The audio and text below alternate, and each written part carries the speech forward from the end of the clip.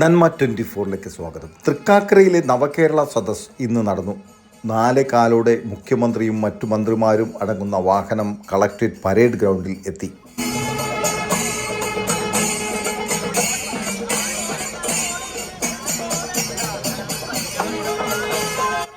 $5600 പരം ഇരിപ്പിടങ്ങൾ ഒരുക്കിയിരുന്നു. ഇതെല്ലാം നിറഞ്ഞു കവിഞ്ഞു. പരേഡ് ഗ്രൗണ്ടിൽ മുഴുവനും ജനസാഗരം.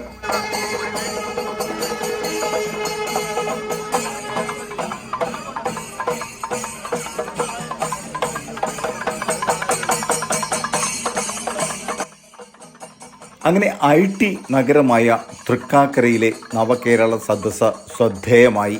ഇനി ആളുകൾ ഉറ്റുനോക്കുന്നത് ഇതിന്മേലുള്ള പരിഹാരങ്ങൾ. എൻ്റെ പേര് ഷിയാസ്. ഞാൻ ഫൈൻമേ ഹോസ്റ്റൽ എന്ന് പറയുന്ന കമ്പനിയുടെ ഒരു കോഫൗണ്ടറാണ്. ഞങ്ങൾ ആക്ച്വലി IT ഉദ്യോഗാർത്ഥികളെയും പിന്നെ ഇൻഫോ പാർക്കിനെയും പ്രതിനിധീകരിച്ചുകൊണ്ട് പ്രോഗ്രസീവ് ടെക്കീസ് എന്ന സംഘടനയിലൂടെ ഞങ്ങളുടെ ഒരുപാട് അപേക്ഷകൾ കൊടുക്കാൻ വേണ്ടിയായിരുന്നു വന്നിട്ടുണ്ടായിരുന്നത്. 16 എണ്ണം അക്കമിട്ട് കൊടുത്തിട്ടുള്ള നമ്മുടെ ഒരു അപേക്ഷ ഓൾറെഡി നമ്മൾ സമർപ്പിച്ചു കഴിഞ്ഞു. ഒരുപാട് പ്രതീക്ഷയുണ്ട്. കാരണം എന്താണെന്ന് വെച്ച് കഴിഞ്ഞാൽ ഇതുവരെയുള്ള ഇപ്പം ഓൾറെഡി നവകേരള സദസ്സിൽ നിന്നും പലർക്കും പല രീതിയിലുള്ള പോസിറ്റീവ് ന്യൂസസ് ആണ് കിട്ടിയിട്ടുള്ളത്. അതുകൊണ്ട് ഞങ്ങൾക്ക് ഒരുപാട് പ്രതീക്ഷയുണ്ട്. ഞങ്ങൾക്ക് ഒരുപാട് ആവശ്യങ്ങളും ഉണ്ടായിരുന്നു. ഇൻഫോ പാർക്ക് എന്ന് പറയുന്ന ഇത്രയും വലിയൊരു IT ഹബിൽ ഇപ്പോഴും എത്തിപ്പെടാൻ പറ്റാത്ത പല സാധനങ്ങളും, ഇപ്പം വാട്ടർ മെട്രോ ഒക്കെ തട്ടി നിൽക്കുന്നത് ഇപ്പോഴും ഇരുമ്പരം പാലത്തിന്റെ അവിടെയാണ്. അത് ഇൻഫോ പാർക്കിലേക്ക് എന്നെത്തും. അതല്ലെങ്കിൽ അതുപോലെയുള്ള കുറച്ച് ഞങ്ങളുടെ ആവശ്യങ്ങൾ, ആഗ്രഹങ്ങൾ, ഒരുപാട് കാര്യങ്ങളായിട്ട് നമ്മൾ ഓൾറെഡി കൊടുത്തു കഴിഞ്ഞു. ഇതില് നമ്മുടെ ഇൻഫോ പാർക്ക് ഫേസ് 3 എന്ന് പറയുന്ന ഒരു കാര്യത്തെ പറ്റിയും ഞങ്ങളുടെ എംപ്ലോയീസിന് വേണ്ടിയിട്ടുള്ള ഒരു റിക്രിയേഷൻ ആൻഡ് സ്പോർട്സ് കോംപ്ലക്സ്, അങ്ങനെയുള്ള ഒരുപാട് സംഗതികൾ. എന്തായാലും വളരെ പ്രതീക്ഷയോടുകൂടി തന്നെയാണ് ഇന്ന് നോക്കിക്കാണുന്നത്. മിനിസ്റ്റേഴ്സ് എല്ലാവരും എത്തുന്നുണ്ട്. എല്ലാവരും കൂടെ ഞങ്ങൾക്ക് കളക്റ്റീവായിട്ടൊരു പോസിറ്റീവ് റിപ്ലൈ തരുമെന്ന് പ്രതീക്ഷിക്കുന്നു.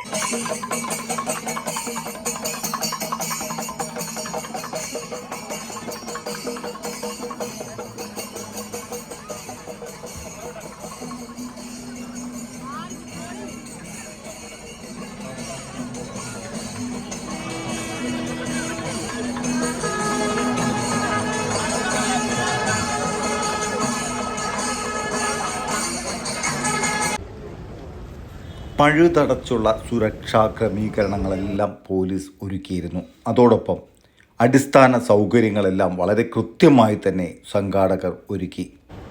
വികസന സ്വപ്നങ്ങൾ യാഥാർത്ഥ്യമാക്കുവാൻ കേരളത്തിന്റെ IT ഹബ് എന്നറിയപ്പെടുന്ന തൃക്കാക്കര മണ്ഡലത്തിലെ നവകേരള സദസ്സിലേക്കായി നമ്മുടെ ജില്ലാ ഭരണകേന്ദ്രമായ കാക്കനാട് സിവിൽ സ്റ്റേഷൻ പരേഡ് ഗ്രൗണ്ടിൽ എത്തിച്ചേർന്നിരിക്കുകയാണ്.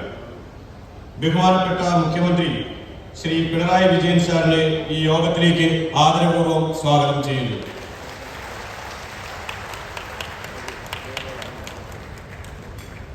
സഹോദരി സഹോദരന്മാരെ, എല്ലാവർക്കും നവവത്സര ആശംസകൾ.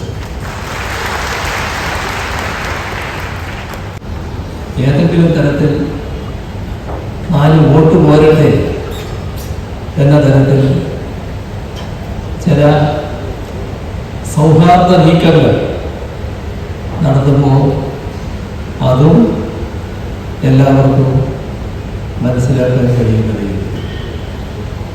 സൗഹാർദ്ദം അതിന് ഉതകുന്ന നടപടികൾ സ്വീകരിച്ചുകൊണ്ടുവേണം.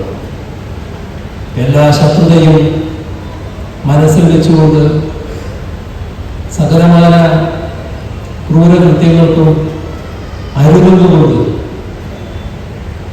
ആ ക്രൂരകൃത്യങ്ങൾക്ക് ഇരയായതുകൊണ്ട് പിന്നെ സൗഹൃദഭാവം നടിച്ചു ചെന്നാൽ അത് അത്ര കണ്ട് വിലപ്പോവില്ല എന്നത് മനസ്സിലാക്കുന്നത് നല്ലതാണ്.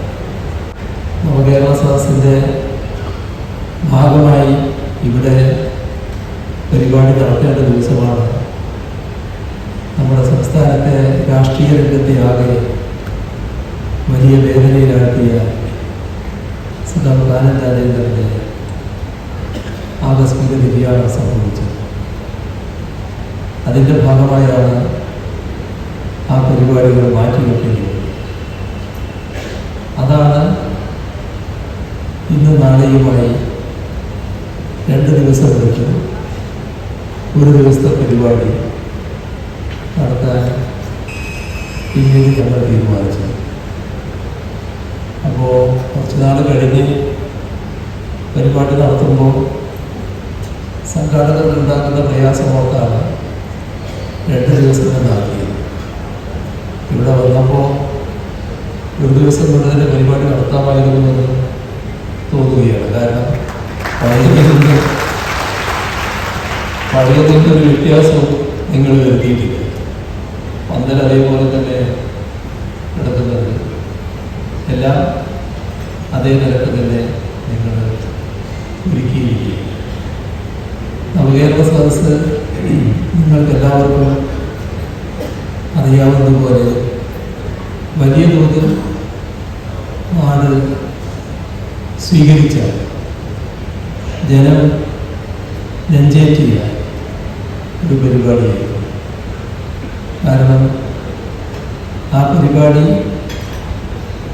ജനങ്ങളുമായി കാര്യങ്ങൾ പങ്കിടാൻ എവിടം വരെ നമ്മുടെ നാടെത്തി നിൽക്കുന്നു, ഇനി മുന്നോട്ട് പോകാൻ എന്തൊക്കെ ചെയ്യാനാണ് ഉദ്ദേശിക്കുന്നത്, ഇതാണ് ഒരു ഭാഗം. അതോടൊപ്പം തന്നെ ഈ മുന്നോട്ട് പോക്കിന് വലിയ തോതിൽ തടസ്സം നിൽക്കുന്നു. ആ തടസ്സം നിൽക്കുന്നത് നമ്മുടെ രാജ്യത്തെ കേന്ദ്ര ഗവൺമെൻറ്, ഈ സംസ്ഥാനത്തിൻ്റെ മന്ത്രിസഭയാണ് ആ അഭ്യർത്ഥന മുന്നോട്ട് വെച്ചത്.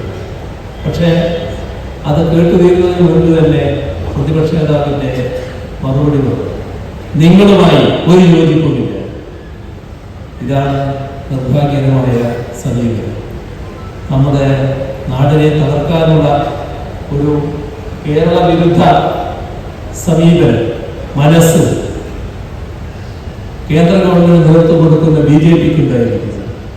നിർഭാഗ്യവശാൽ ആ മനസ്സിനോടൊപ്പം ചേരുന്ന മാനസികാവസ്ഥ കേരളത്തിലെ UDFിനും കോൺഗ്രസിനും ഉണ്ടായിരിക്കും. യാത്ര ഔപചാരികമായി സമാപിച്ചതാണ്. എങ്കിലും ബാക്കിയുള്ള തൃക്കാക്കര മണ്ഡലത്തിലെ പരിപാടിയാണ് ഇന്നിവിടെ അവസാനിക്കുന്നത്. നിങ്ങൾ കാണിച്ച ഈ സമീപനം വലിയ തോതിൽ ഇതിന് പിന്തുണ നൽകാൻ തയ്യാറായി ആയിരക്കണക്കിന് ആളുകൾ മുന്നോട്ട് വന്നത് സർക്കാരിന് കൂടുതൽ കരുത്ത് പകരുന്നതാണ്. മറ്റു കൂടുതൽ കാര്യങ്ങളിലേക്ക് ഞാൻ പറഞ്ഞില്ല. എല്ലാവർക്കും സ്നേഹാദരങ്ങൾ. നമസ്കാരം. ഈ പുതുവർഷ ദിനത്തിൽ തൃക്കാക്കരയിൽ വീണ്ടും വരികയാണ് നവകേരള സദസ്സ്. മുൻ നിശ്ചയിച്ച തീയതിയിൽ നടത്താൻ പറ്റാത്ത നവകേരള സദസ്സ് ഇന്ന് വീണ്ടും ഇവിടെ നടക്കുകയാണ്. അപ്പോൾ ഈ IT നഗരം എന്ന നിലയിൽ തൃക്കാക്കര വളരെ പ്രതീക്ഷയോടെയാണ് ഈ സദസ്സിനെ ഉറ്റുനോക്കുന്നത്. തൃക്കാക്കരയെ സംബന്ധിച്ചിടത്തോളം ഗതാഗതത്തിനെ കുറിച്ചാണെങ്കിലും കുടിവെള്ളം, മാലിന്യ നിർമ്മാർജ്ജനം, ഇത്തരം മേഖലകളിലൊക്കെ ഒരുപാട് പ്രതിസന്ധികൾ നിലവിലുണ്ട്. അതിന് വളരെ ഫലപ്രദമായ പല നിർദ്ദേശങ്ങളും പല ചർച്ചകളിലൂടെ ഉരുത്തിരിഞ്ഞു വന്നിട്ടുണ്ട്. തൃക്കാക്കര ഡെവലപ്മെന്റ് ഫോറം TDF എന്ന അനൗപചാരികമായ ഒരു സംഘടന നമ്മൾ ചർച്ചകൾ നടത്തി. നമ്മൾ ഇതിന് വേണ്ട പല പല നിർദ്ദേശങ്ങളും ഇന്നത്തെ ഈ നവകേരള സദസ്സിൽ നമ്മൾ പെറ്റീഷനായിട്ട് കൊടുത്തിട്ടുണ്ട്. അപ്പൊ അതെല്ലാം നമ്മുടെ മന്ത്രിസഭയുടെ ശ്രദ്ധയിൽ വരുമെന്നും തൃക്കാക്കരയുടെ പല പ്രശ്നങ്ങൾക്കും ഒരു പരിഹാരം ഉടനെ ഉണ്ടാകുമെന്നും നമ്മൾ പ്രതീക്ഷിക്കുന്നു.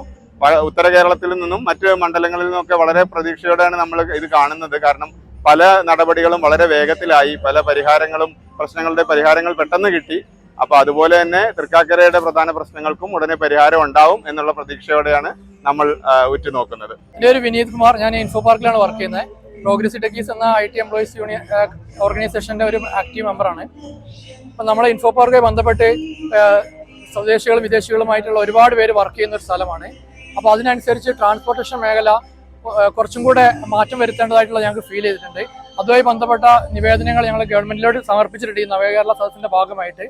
അപ്പം ഒരുപാട് പോസിറ്റീവ് കാര്യങ്ങൾ ഗവൺമെന്റ് IT മേഖലയിൽ ചെയ്യുന്നുണ്ട്. പറയുന്ന പോലെ തന്നെ തൃക്കാക്കര ഇപ്പൊ കളക്ടറേറ്റുമായിട്ട് ബന്ധപ്പെട്ട് അതിന് ചുറ്റും വളരെയധികം ഗതാഗതക്കുരുക്ക് അനുഭവപ്പെടുന്നുണ്ട്.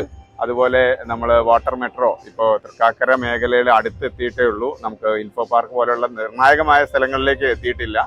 ഈ പറഞ്ഞ പോലെ ഗതാഗതക്കുരുക്ക് പരിഹരിക്കണമെങ്കിൽ പലതര റോഡുകൾ വീതി കൂട്ടുക, അതുപോലെ വാക്ക് വേ നിർമ്മിക്കുക, മെട്രോ സ്റ്റേഷൻ വരുമ്പോൾ അതുമായിട്ട് കണക്ട് ചെയ്യുക, ഇത്തരം നടപടികൾ കൂടി പെട്ടെന്ന് തന്നെ ഉണ്ടാവേണ്ടതാണ്. അതുപോലെ കുടിവെള്ളം നമ്മൾ ഒരുപാട് മേഖലയിൽ അവതരിപ്പിച്ച ഒരു പ്രശ്നമാണത്. കാരണം ഇന്ന് പല ഭാഗത്തും ആഴ്ചയിൽ 1-2 ദിവസമാണ് വെള്ളം വരുന്നത്. അത് എല്ലാ ദിവസവും വെള്ളം വരുന്ന ഒരു സംവിധാനം ഉണ്ടാക്കണം എന്നുള്ള ഒരു നിർദ്ദേശം പല ഭാഗത്തു നിന്നും വന്നിട്ടുണ്ട്. അതിനുവേണ്ട നടപടികളും ഉണ്ടാകേണ്ടതാണ്.